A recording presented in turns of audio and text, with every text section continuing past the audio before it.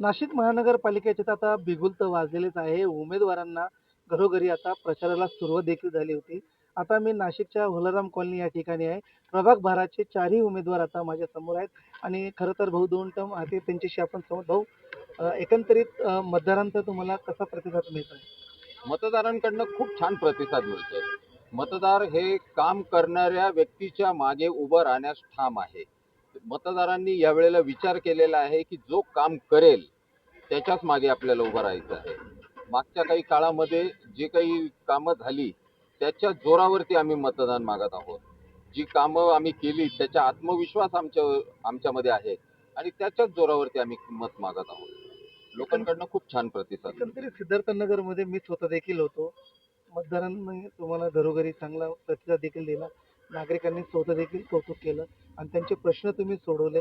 तर कशा पद्धतीने त्यांचे प्रश्न तुम्ही सोडवले काय सांगाल? 2017ची निवडणूक झाली आणि ज्या पहिल्या पावसाळ्यात तिथे गेलो तर अक्षरशः घरांमध्ये गुडघाभर पाणी येईल अशी परिस्थिती होती.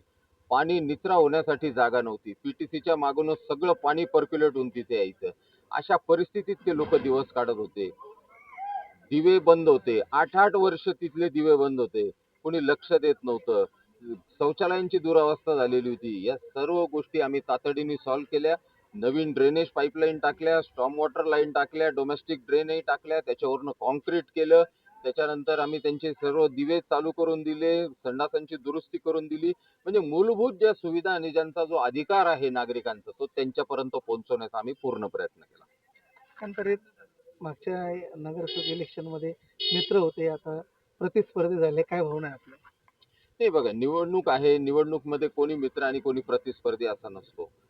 ज्या वेळेला समोरचे प्रतिस्पर्धी हे आमच्या पक्षात होते त्यावेळेची गोष्ट निराळी होती.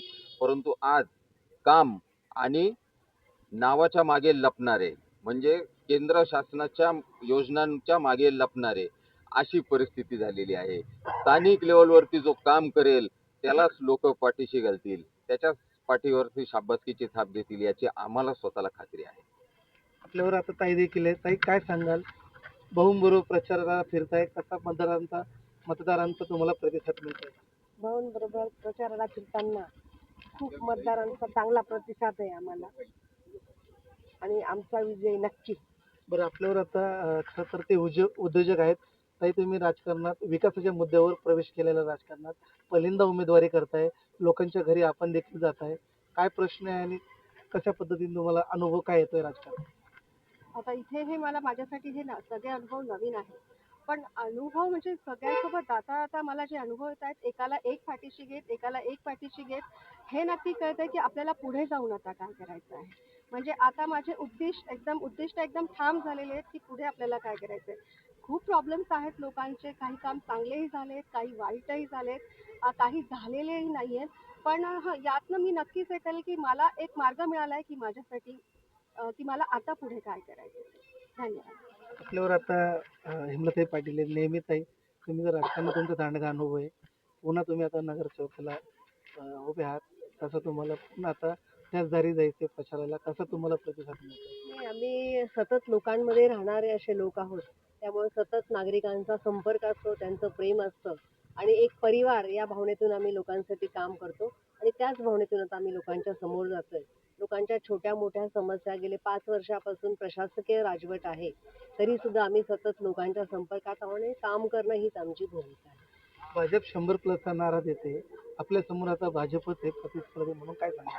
ते शेवटी कामाच्या जोरावर आम्ही लोकांच्या समोर जातोय. त्यामुळे कोण काय नारा देतो त्यापेक्षा आम्ही कशा पद्धतीने काम करतो हे आम्ही लोकांसमोर गेलेलो आहोत आणि आम्हाला विश्वास आहे की लोक आमच्या सोबत राहतील. भाजप नेहमीच सांगते की विकासाच्या मुद्द्यावर आम्ही विकास केला. तुम्ही प्रभाग 12 मध्ये खरंच विकास झालाय का? ते सतत प्रभागाच्या समस्या खूप छोट्या असतात आणि त्या सोडवणं हे महत्त्वाचं असतं आणि तो कनेक्ट आमचा आहे त्यामुळे आम्ही सतत काम करतोय. एकंदरीत आपण आता प्रभाग 12चे जे चारही उमेदवार आहे यांच्याशी संवाद साधलेला आहे. मात्र या ठिकाणी मतदारांचा त्यांना चांगला प्रतिसाद देखील दिसून येत आहे आणि कार्यकर्त्यांमध्ये मोठा जल्लोष देखील दिसून येत आहे. मराठी न्यूज 24 नाशिक प्रतिनिधी प्रकाश